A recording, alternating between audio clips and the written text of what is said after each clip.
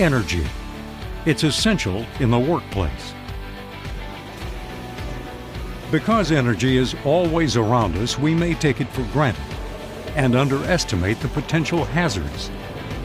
Accidental release of stored energy can happen in a second, but the injuries can last forever. The good news is, when proper safety procedures are followed, these accidents are preventable. That's the purpose of a safety lockout tagout program. Let's take a deeper look at lockout tagout, why we need it, who's affected by it, and the steps to safely apply and remove lockout devices to isolate hazardous energy prior to and after equipment servicing and maintenance.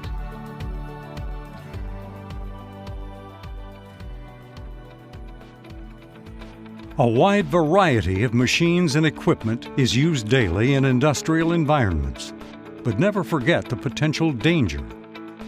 Machines require energy to operate. Energy that's potentially hazardous to workers if not properly controlled during maintenance procedures. The consequences can last a lifetime. Hazardous energy comes in many different forms, such as electrical, mechanical, hydraulic, pneumatic, chemical, thermal, or other energy. All these energy types can unexpectedly start up equipment if not controlled. That's why the energy sources need to be identified and locked, blocked, or released before anyone services the equipment. Each year, nearly 10% of all serious workplace accidents result from the failure to properly control hazardous energy. In fact, failure to correctly perform lockout tagout ranks in the top 10 citations every year.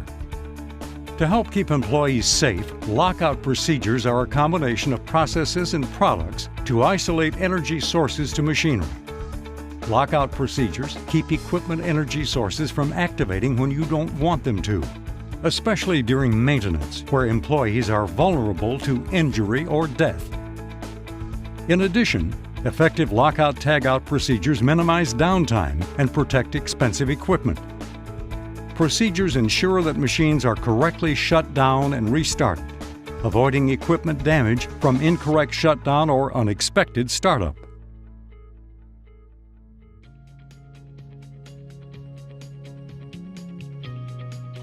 The federal law that governs lockout tagout is an OSHA standard for the control of hazardous energy. The law spells out requirements to disable equipment and prevent release of stored hazardous energy during maintenance. The primary focus is on general industry, but the OSHA standard also applies to other work environments. OSHA has specific standards for marine terminals, longshoring, and the construction industry.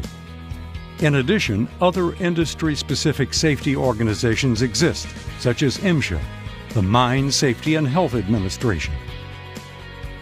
The OSHA standard applies to businesses in any of these situations. When an employee is required to remove or bypass a guard or other safety device. When an employee is required to place any part of their body in contact with the point of operation of the machine. Or when an employee is required to place any part of their body into a danger zone associated with a machine operating cycle. OSHA has established the following general guidelines for lockout tagout devices. LOTO devices must be manufactured from durable materials to withstand the industrial environment of their use. They must be substantial enough to prevent removal without the use of excessive force. They must clearly identify the employee who installed the device. They must be standardized within the facility by color, shape, and/or size. They must be singularly identified. Only lockout tagout devices are to be used to control energy. And lockout tagout devices cannot be used for any purpose other than controlling energy. Never use them to lock a toolbox, locker, storage area, ladder, or other items.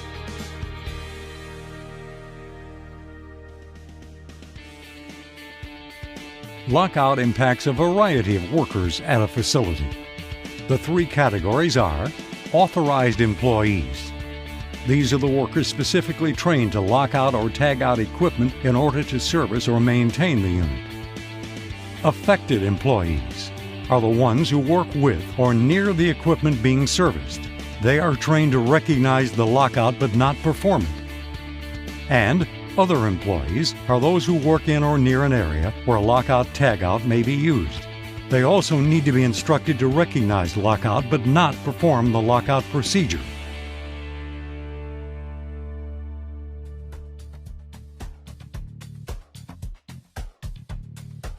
There are 4 key components to an effective energy control program. Beyond having sufficient safety padlocks and lockout devices on hand, there needs to be machine-specific lockout procedures, inspections, audits, and employee training. Machine-specific lockout procedures outline the specific steps and requirements that an authorized employee needs to complete to safely lock out a piece of equipment.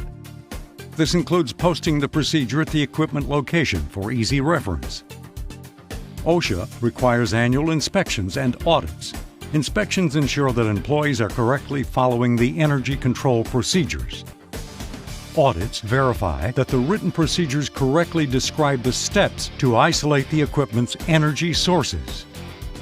And the 4th element of the program, employers are required to train their employees to make sure they understand and can follow lockout procedures. Retraining is required to maintain proficiency.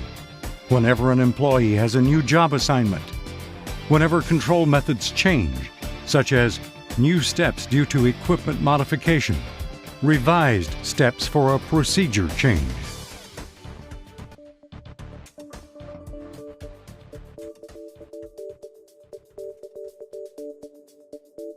Every piece of equipment must have its own particular procedure for lockout.